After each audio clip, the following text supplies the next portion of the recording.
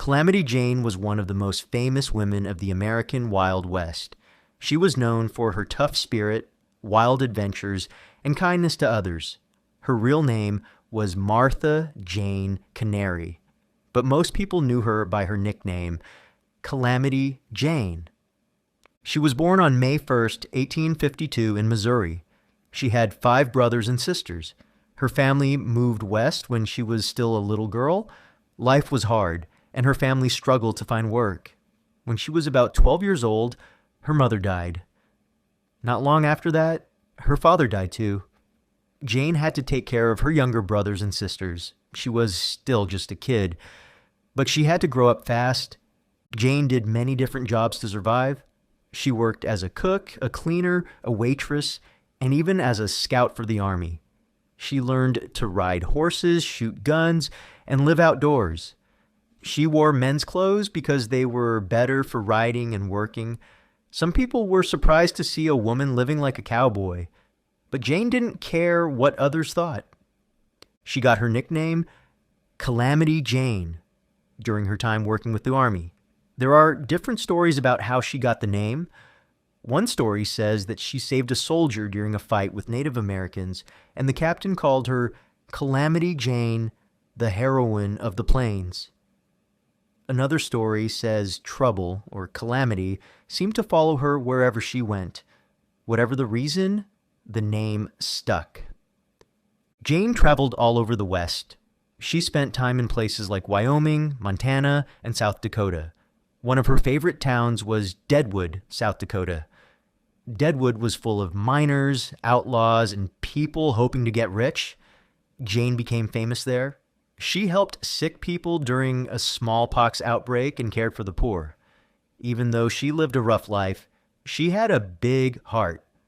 Calamity Jane was known for her strong personality. She told wild stories about her life.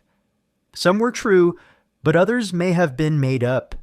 She said she fought in battles, rode with famous lawmen, and did brave things. One person she often talked about was Wild Bill Hickok, a well-known gunslinger.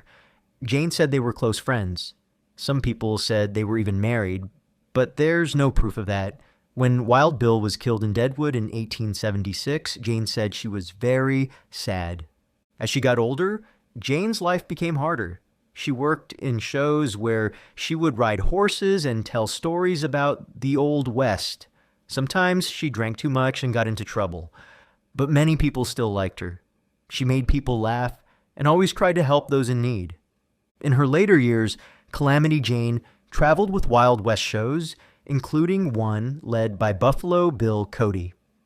These shows told stories of cowboys and Native Americans and were popular all across the country.